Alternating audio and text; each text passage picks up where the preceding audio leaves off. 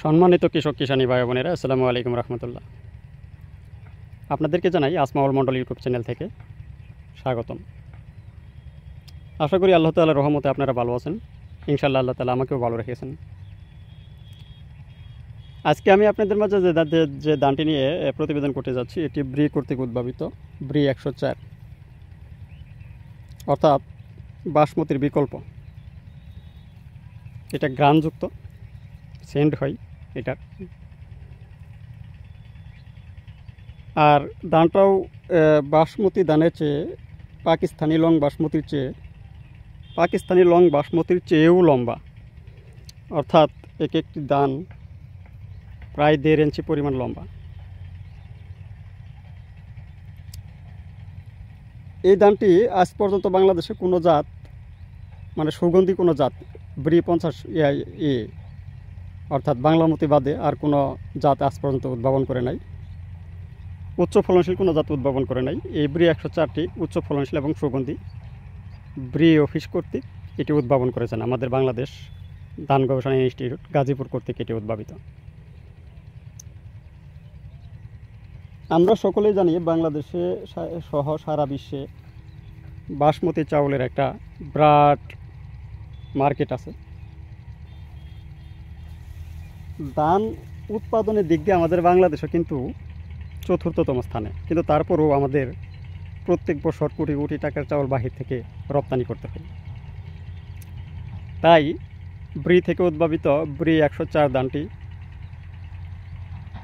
নতুন ধান। এটি 2022 সালে জাতীয় বীজ বোর্ড কর্তৃক ছাড়করণ পেয়েছে। এটি চাষাবাদের জন্য উন্মুক্ত করা হয়েছে। আশা করি এই ধানটি কয়েক বছরের মধ্যে ইনশাল্লাহ ছড়ায় ছিটে যাবে এবং অনেক মানুষ এটি চাষাবাদ করা শুরু করে দেবে। আর ব্রি থেকে এই ধানটি উদ্ভাবন করার একটাই উদ্দেশ্য, যাতে এই বাসমতি চাউলটা আমাদের বাহির থেকে রপ্তানি করতে না হয়, আমরা যাতে দেশে উৎপাদন করে আরও বাহিরে আমদানি করতে পারি। সেই উদ্দেশ্যে এই ব্রি 104 উদ্ভাবন করা।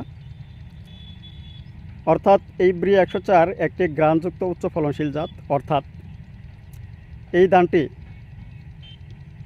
বাসমতির বিকল্প। এই ধানটির 33 শতকে বিঘায় ব্রি অফিস থেকে যেটা বলা হয়েছে যে 33 শতকে বিঘায় এটির ফলন আসবে 25 থেকে 29 মণ পর্যন্ত। অর্থাৎ গ্রানযুক্ত লম্বা চাউল এবং উচ্চ ফলনশীল জাত এটি। তাই আমি মনে করি এই ধানটা খুব শীঘ্রই সারা বাংলাদেশে ছড়ায় ছিটে যাওয়া প্রয়োজন এবং লোকজন বেশি থেকে বেশি চাষাবাদ করা প্রয়োজন আমি মনে করি। এই ধানটির বৈশিষ্ট্য হলো ধানটি উচ্চতায় 3 ফিট পর্যন্ত হয়। গাছটি অনেক শক্তিশালী, শক্ত, শুয়ে পড়ার সম্ভাবনা একেবারেই কম। এই ধানটির পাশ কাঠি অনেক বেশি আসে, যার কারণে 2 থেকে 3টা করে চারা দিয়ে রোপণ করলেই যথেষ্ট। প্রচুর পাশ কাঠি আসে এটার। আর ধানটা বাতাসে হেলে পড়ার সম্ভাবনা খুবই কম, যেহেতু গাছটি শক্ত এবং একটু খাটো টাইপের। এতটা খাটো না, একেবারে মোটামুটি মিডিয়াম চলে। আর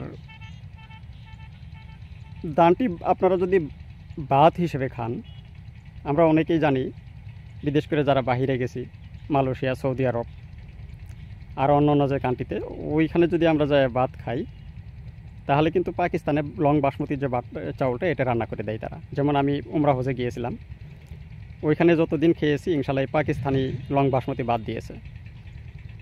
এই ধানটি ভাত হিসাবেও আপনারা রান্না করে খেতে পারবেন, বিরিয়ানি হিসেবে ব্যবহার করতে পারবেন।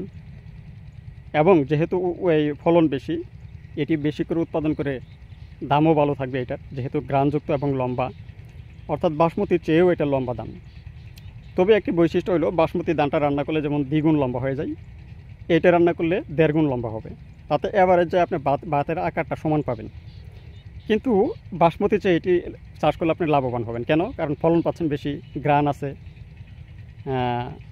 সেই হিসেবে এটির দামও ভালো পাবেন এবং ফলনও ভালো। আর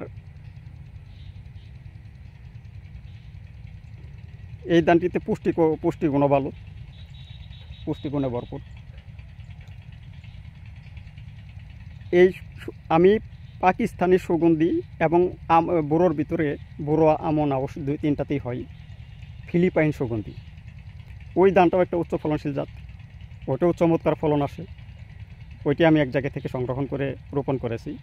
তবে সুগন্ধির ভিতরে এবং উচ্চ ফলনশীলের ভিতরে 2টা জাত আমার কাছে আছে, এই ব্রি 104 এবং ফিলিপাইন সুগন্ধি। ফিলিপাইন সুগন্ধির ফলনটাও অত্যন্ত ভালো, সেই ধানটাও আপনাদেরকে ভিডিও করে দেখাবো, ইনশাল্লাহ দেখতে পারবেন। তো আমি আশা রাখি যারা ভাবছেন যে আমি বাসমতি ধান রোপণ করব, তারা বাসমতির বিকল্প হিসেবে ব্রি 104 নিঃসন্দেহে রোপণ করতে পারেন। এতে ফলনও বেশি পাবেন, ধানেও গ্রান আছে এবং ধানের আকারটাও বাসমতি চেয়ে লম্বা। তাই আমি আশা রাখবো যে বাংলাদেশের কৃষক যারা ভাবছেন আমি বাসমতি ধানের চাষাবাদ করব, তারা বাসমতির বিকল্প হিসাবে এই ব্রি 104 নিঃসন্দেহে নির্দ্বিধায় চাষাবাদ করতে পারেন।